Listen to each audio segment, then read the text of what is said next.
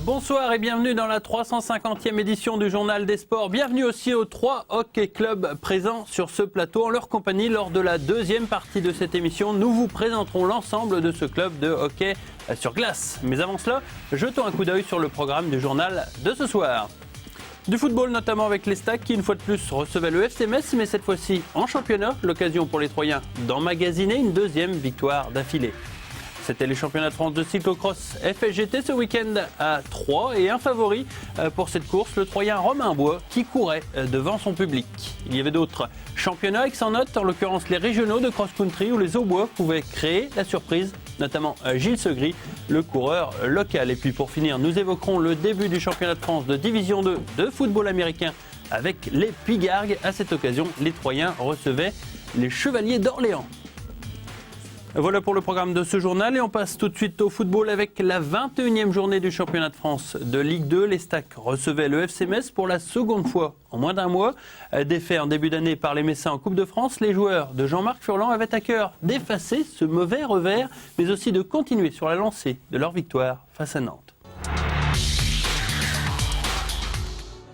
Duhamel était finalement titulaire dans cette équipe du FC Metz. Les Mosellans ont donc passé outre leurs paroles en alignant l'ancien Troyen. Faut-il y voir un lien de cause à effet, car dans cette première mi-temps, les Messins sont bien plus entreprenants que les Troyens. Pour preuve, ce but encaissé par les Aubois au quart d'heure de jeu sur cette reprise du gauche de Tenema Ndiaye.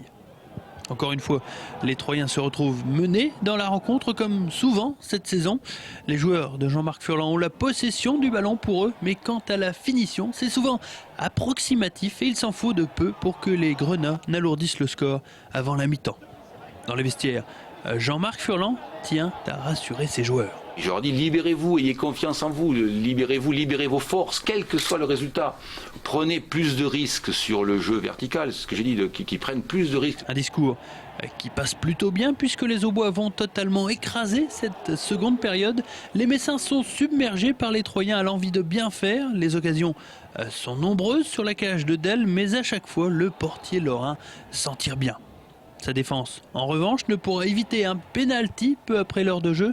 Fréchot, main en avant, freine la frappe de Badi. Monsieur Lannoy n'hésite pas et donne réparation aux Troyens. Et comme d'habitude, c'est Marcos qui le frappe et le réussit. Égalisation et 9e but pour le Brésilien de l'Estac. L'Estac, justement, qui manque de retomber dans ses travers à la 69e minute. Mais heureusement, Blondel est vigilant.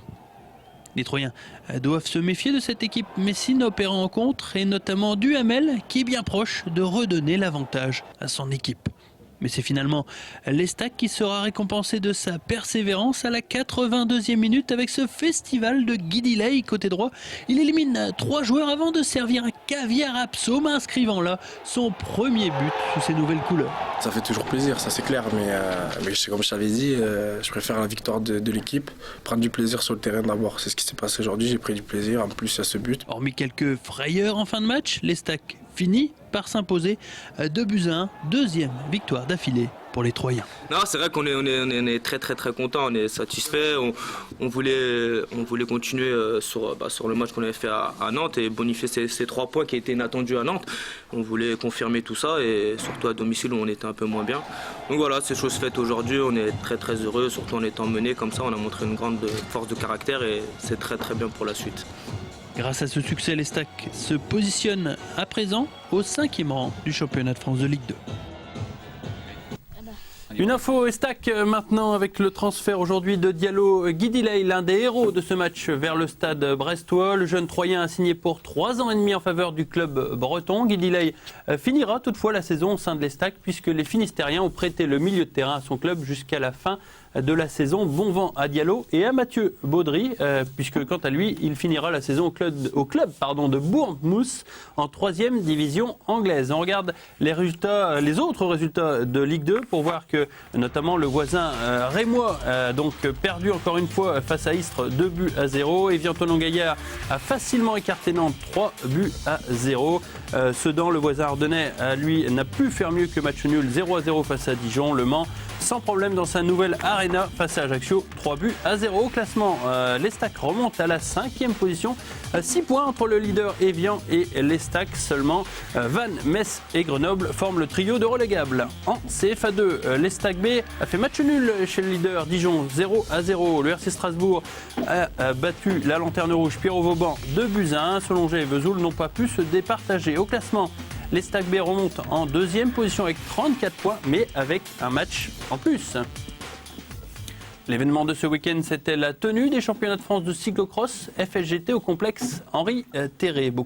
De nombreuses chances de podium pour les Aubois, et notamment pour l'un d'entre eux, le senior Romain Bois, invincible dans notre département. L'opposition nationale lui offrait enfin l'opportunité de se frotter au meilleur. Des images de Cyril Tavernet. Romain Bois a joué un sale tour à tous ses poursuivants en déclarant juste avant la course qu'il ne prendrait pas un départ fulgurant. Bien évidemment, il pensait tout le contraire et dès les premiers kilomètres, c'est une fusée qui a été mise sur orbite. Je suis parti très vite, c'est un parcours très piégeux et puis la moindre faute peut être fatale, alors j'ai voulu partir très vite. J'ai vu que j'ai réussi à creuser dès le départ, un petit peu dès le départ, et je suis parti tout de suite et puis j'ai plus attendu, quoi. Je me suis plus posé de questions et puis je suis parti tout de suite. Très vite, Romain Bois fait la différence avec ses poursuivants, notamment grâce à sa technique de franchissement des planches. Alors que les autres coureurs descendent de vélo, lui reste dessus, ce qui donc lui permet d'accentuer son avance. C'est un cavalier seul du postier dans ce parcours sinueux du complexe Henri Terré, un parcours dont il connaît les moindres recoins et pour cause, c'est son frère qui l'a dessiné. Soutenu par tous ses supporters venus en masse sur le circuit, Romain Bois ne lâchera rien et s'impose devant Almasa, le champion sortant, et le roi, le bourguignon. Je suis chez moi, là on est dans l'Aube, le parcours je le connais par cœur. Donc j'étais motivé à bloc et je voulais vraiment bien faire. C'est mon frère qui a organisé le championnat, donc j'avais vraiment à cœur de bien faire. Et puis voilà, j'ai réussi et puis tant mieux. Pour Damien Bois, organisateur et frère de Romain, cette victoire est la cerise sur le gâteau pour un week-end sans faille. Là, c'est la joie parce que je crois que la réussite, c'était une réussite exceptionnelle avec le monde qu'il y a, et puis en plus c'est un Aubois qui gagne et en plus c'est mon frère, donc c'est le bonheur. Aujourd'hui, c'est le bonheur. Consécration pour les Aubois qui obtiennent 3 autres titres ainsi que de nombreux podiums. Le cyclocross dans l'Aube se porte plutôt bien.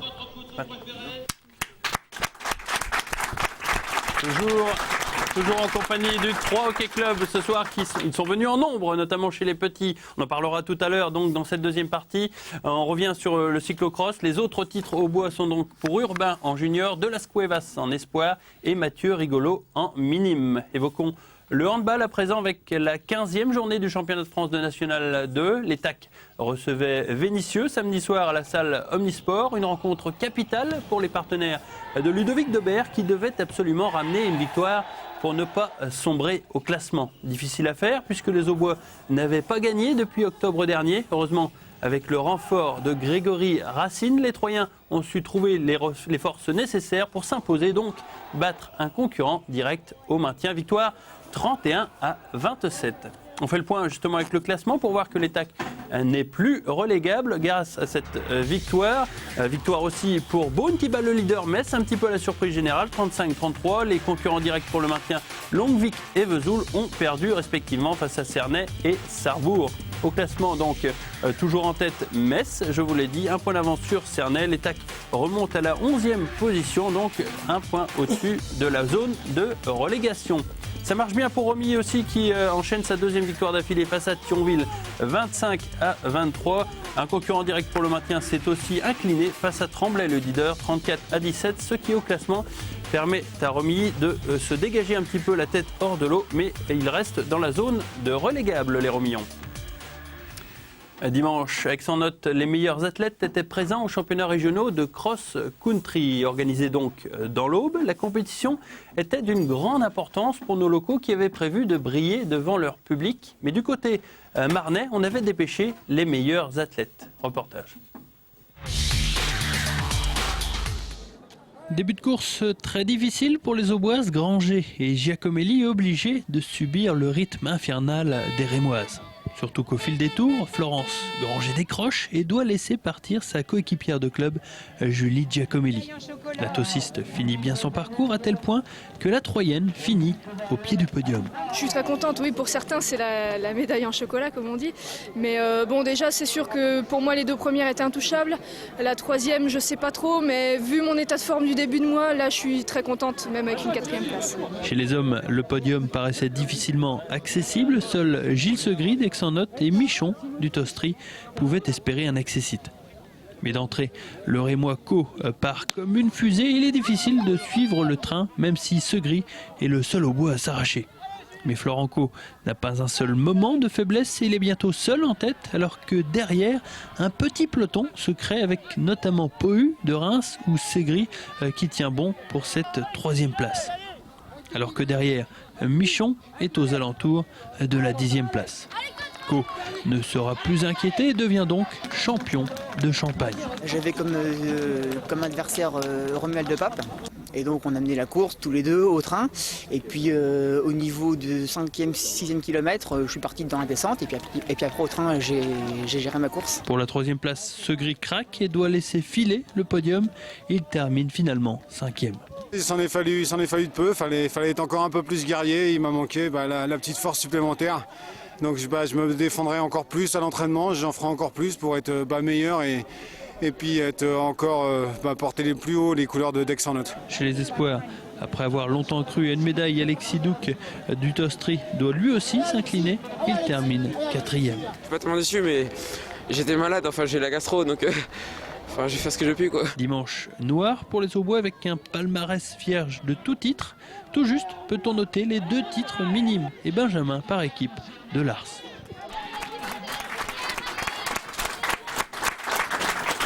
Pas de titre donc pour les Aubois par la 2e place de Charlie Simon de Lars en minime et les 3e places de Mariotte, toujours de Lars en Benjamin, ainsi qu'Héloïse de Ravet du Melda chez les juniors filles. C'est l'heure de gagner avec Canal 32. Les bons plans et les meilleures adresses pour consommer et sortir 360 jours par an, c'est avec le Petit Futé. Tous les bons plans, donc, je vous l'ai dit, sont à l'intérieur. Pour gagner ce Petit Futé, il vous suffit de téléphoner au 0325 72 31 95, 0325 72 31 95 et de dire donc le mot de passe ce soir. Le mot, c'est champion. Voilà, vous pouvez, c'est parti pour gagner ce Petit Futé.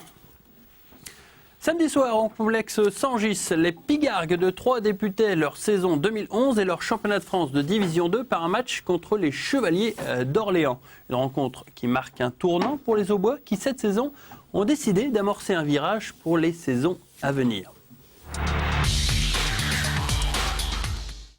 Recevoir les Chevaliers d'Orléans pour ce premier match de cette saison 2011, avouez qu'il y a mieux pour débuter. Pour cette première rencontre, les Pigargues montraient un tout autre visage par rapport aux saisons précédentes. Cette année, les Aubois ont choisi d'évoluer dans le championnat de Division 2 sans aucune recrue étrangère, contrairement aux années passées. Le problème, c'est que ça coûte de l'argent, ils s'investissent 3 mois, ils repartent aux États-Unis et finalement on n'a pas de retour sur investissement parce que quand ils repartent, ils font pas un transfert de compétences en fait. Ils nous transmettent absolument rien, dès qu'ils partent, on est tout seul avec nos yeux pour pleurer, on n'a plus d'argent. Et là on a décidé de se consacrer juste à nos joueurs, à les former les jeunes et pour qu'ils montent en senior en fait. Il a fallu alors s'appuyer sur un noyau dur, purement Aubois, ainsi que sur des joueurs inexpérimentés. Je suis arrivé cette année, j'ai découvert cette année et j'ai commencé corner dès le début et on a bien été intégrés. On est arrivé avec un autre copain, on a testé, on nous a bien intégrés et pour l'instant ça se passe vraiment bien, quoi. Cette émulation a permis de construire une équipe solide physiquement. Les Chevaliers d'Orléans sont donc tombés sur un roc samedi soir et n'ont donc pu que faire match nul face à Troyes. On vient d'être payé comme il faut là. On n'a pas gagné, on a fait un match nul, mais on n'avait jamais gagné contre cette équipe-là et on n'avait jamais fait de match nul non plus. Donc pour nous c'est une première. Mathieu et Samuel ont reconstruit une équipe qui est tout à fait super. On a mis en plus une dose de fair play, et une dose de beau jeu, une dose de discipline et puis une dose de plaisir. Et puis voilà, ça donne quelque chose où on aurait pu gagner le match puisque il y a un field goal qui est passé pas très loin, à 3 points près. C'est comme ça, c'est le jeu. Un premier match réussi, même si les Pigargues n'ont obtenu que le partage des points, mais pour le maintien, ce n'est déjà pas si mal. Allez, la suite de ce journal, c'est en compagnie de nos invités. Ce soir, c'est le Troyes Hockey Club qui est avec nous. Bonsoir à tous, messieurs. Franck Elio, Présidence du 3 Hockey Club. L'année dernière, c'est une renaissance qui s'est opérée pour le 3 Hockey Club avec donc cette patinoire qui a surgi et qui vous a permis de remettre donc ce club du 3 Hockey à jour, puisque jusqu'à maintenant, c'était des déplacements dans les patinoires alentours, je crois, à Châlons. Oui, on s'est entraîné pendant plus de 4 ans, voire 5 ans à Châlons-sur-Marne. Ils nous ont accueillis pour faire des entraînements, organiser des matchs, et on a joué avec eux pendant 5 ans. Donc on est revenu dans la structure de la patinoire de Troyes en décembre 2008 et nous avons recommencé le club pour dire à zéro, puisqu'il devait avoir à cette époque-là à peu près une trentaine de licenciés qu'ils ont suivis jusqu'à Châlons, et maintenant on peut compter... sur 100 de plus. Ouais, 100. 100. Et 8 catégories différentes de seniors jusqu'aux plus petits. Ouais, 8 catégories différentes avec cette particularité, c'est que un tiers ont à peu près moins de 12 ans et un autre tiers est supérieur à 20, 25 ans, voire beaucoup plus, puisque la section loisirs comporte à peu près une trentaine de membres. Des membres qui ont commencé, pour certains, cette année encore, à des âges, je pourrais dire, déjà avancés pour... Canonique. Non, pas canonique, avancés pour découvrir un sport comme le hockey sur glace. D'accord. Voilà. Ce qui fait encore donc beaucoup de travail à Michel, l'entraîneur du club, parce que 8 catégories, ça fait beaucoup de travail, ça. Oh, oui, ça fait beaucoup de monde sur la glace. Avec les petits, on a toujours, j'ai toujours de l'aide sur la glace, de toute façon, avec des aides entraîneurs, parce qu'on prend les petits à partir de l'âge de 3 ans. Ça veut dire que, à partir de 3 ans. Dans le studio, il y en a 4 qui ont 4 ans aujourd'hui. Puis après ça, on a des jeunes qui sont, comme Franck disait, à tous les âges jusqu'à canonique, comme vous disiez. C'est vrai que pour un joueur de hockey, après 35 ans, en principe, c'est la retraite. Ça devient difficile. Professionnelle. Mais pour les gens qui font ça pour le loisir, on peut jouer jusqu'à 70 ans parce que j'ai des amis au Canada qui ont 75 ans qui jouent encore au hockey sur glace. Avec moins de contact. Il n'y a pas de... oui, il n'y a plus de contact arrivé à cet âge-là. C'est fini. Non, c'est... puis pour les jeunes qui sont restés avec nous à Châlons, on en a qui participent au championnat. Ça veut dire qu'on les prépare aussi aux entraînements pour les matchs en compagnie de l'équipe de Châlons. Donc ça veut dire qu'il y a finalement une osmose qui s'est créée, puisque faire venir 100 jeunes de plus, enfin... peut-être ou moins jeunes, il y a une recette? Vous avez fait une publicité non, je pense que c'est beaucoup le bouche à oreille. C'est un petit peu aussi les gens qui viennent à la patinoire, qui découvrent, qui viennent en séance publique, qui découvrent qu'il y a un club de hockey sur glace. Il y a beaucoup aussi, comme Franck disait un peu plus tôt, il y a beaucoup de gens aussi, des anciens du club qui sont revenus, qui reviennent avec leurs enfants. On a aussi des gens qui, je pense, qui avaient toujours souhaité faire du hockey sur glace en adulte, mais qui ne pensaient pas que c'était possible. Puis que là, qui voient que c'est possible parce qu'on a une section loisirs qui tourne très, très fort. C'est que c'est beaucoup le bouche à oreille. Je vais me tourner vers deux, justement, enfants du 3 Hockey Club, César et Louis. Alors, je vais commencer par César. Lequel est César? C'est César, voilà. César, je crois que ton père a fait du hockey sur glace? Oui. C'est pour ça que tu as voulu en faire? C'est mon père qui m'a dit d'en faire. Qui m'a... T'as pas eu le droit de choisir? Si, mais il m'a dit que c'est bien et que... T'as essayé? Voilà. Et ça t'a plu tout de suite? Oui. Pourquoi? Parce que t'avais vu ton père patiner, justement? Oui. D'accord. Et là, maintenant que tu as, je ne me trompe pas, 10 ans, oui. Ça te va, t'as envie de continuer? Oui. C'est pas trop dur? C'est pas trop violent, entre parenthèses? Non. Non? Tu t'es habitué? Oui. Bon, on va voir si c'est pareil avec Louis, juste à côté. Louis qui a une grande bouche, paraît-il. C'est Michel qui me l'a dit.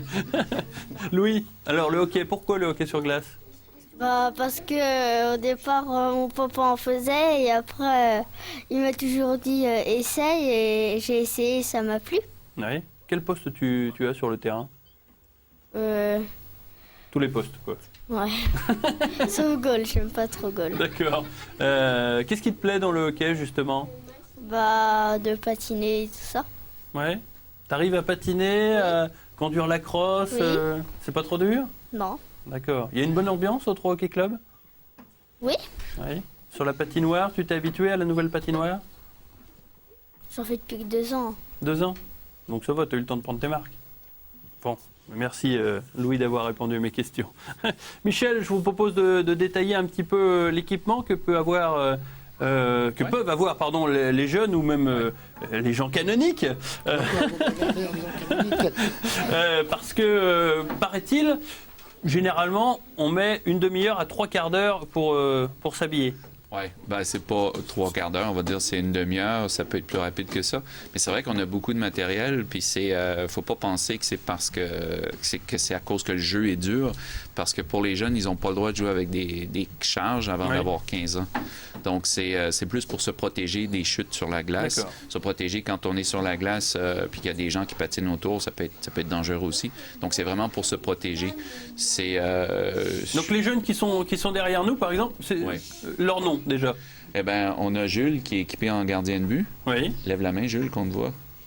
Voilà, Jules Voilà. qui est équipé On a en tous gardien vu de qui but. était Jules. Et derrière. Puis ensuite, on a Gauthier qui est équipé en joueur de champ. D'accord. Donc, Il a des grosses jambières, Jules. Oui, voilà.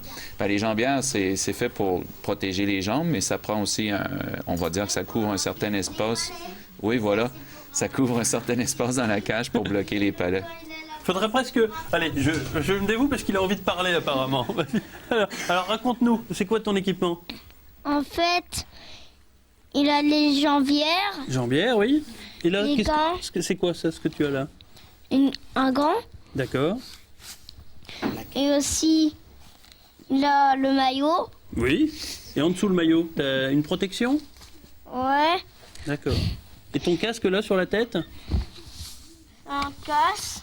C'est un casque spécial pour les gardiens? Ouais, D'accord. en fait, les autres c'est ronde et celui-là, il est comme ça un petit peu comme un autre. D'accord. Bah, Et là, oui. et de l'ouvrir, on fait ça. D'accord. Bah, Tire. je crois que tout le monde a compris. Merci beaucoup. Est-ce que ton équipement, c'est différent ton équipement par rapport à Jules? Oui. Qu'est-ce qui est différent? Tu peux nous dire? Oui, il a des patins. Non, il a les mêmes patins que toi. Non, est-ce qu'il a... C'est des patins différents. C'est des patins différents, Ouais. d'accord. Bon, ils n'ont pas les patins ce soir, Non, malheureusement. on les verra pas. Mais qu'est-ce qu'il y a d'autre différent? Tu as les mêmes épaulettes, là? Que les genouillères, eh ben, ils sont plus gros pour arrêter les buts. D'accord. D'accord, oui, sinon ce serait pas pratique pour patiner. Bon, je te remercie beaucoup en tout cas. C'est comment son nom déjà? Gauthier. Gauthier, voilà. Merci Gauthier. Je crois qu'on a tous compris comment étaient équipés les gardiens et les joueurs. Franck, c'est donc la nouvelle génération du 3 Hockey Club. Ils auront un âge canonique un jour aussi, j'espère. Vous avez misé beaucoup sur les jeunes, donc... Je pense que on ne peut pas faire autrement que miser sur les jeunes. L'avenir d'un club, c'est les jeunes. C'est les espoirs sportifs, c'est l'ambiance aussi qui va arriver. Bon, c'est vrai que le club actuellement, on sent les 4 ou 5 années sans patinoire, parce qu'on voit qu'on a un trou plus important dans les effectifs entre 17 et 12 ans. Ouais. Hein, une catégorie d'âge qui est moins bien représentée, c'est sûr. Mais avec des jeunes comme ça, comme tous ceux qui sont là, bah, y a l'espoir. Moi, j'ai commencé avec son père. Avec le papa de César en 69. D'accord. Première patinoire. Ça remonte à un petit... C'est pour ça mon âge canonique. D'accord. Il y a aussi les seniors. On peut glisser un mot rapidement des seniors qui bientôt pourront jouer en compétition avec Les la seniors, patinoire qui a été homologuée par les services de la ville de C'est-à-dire Troyes. qu'on a eu un soutien des services techniques du Grand 3 qui nous ont équipés en partie de la patinoire de protection vitrée, qui nous permet maintenant de pouvoir commencer des matchs d'une façon plus régulière, avec et dans des conditions meilleures, aussi bien pour les spectateurs que pour les joueurs et tout le staff technique qui pourrait encadrer les matchs. Donc là, on a un planning de match qui est assez fourni, puisque là, on le remplit régulièrement. Il y aura des matchs de toutes les catégories.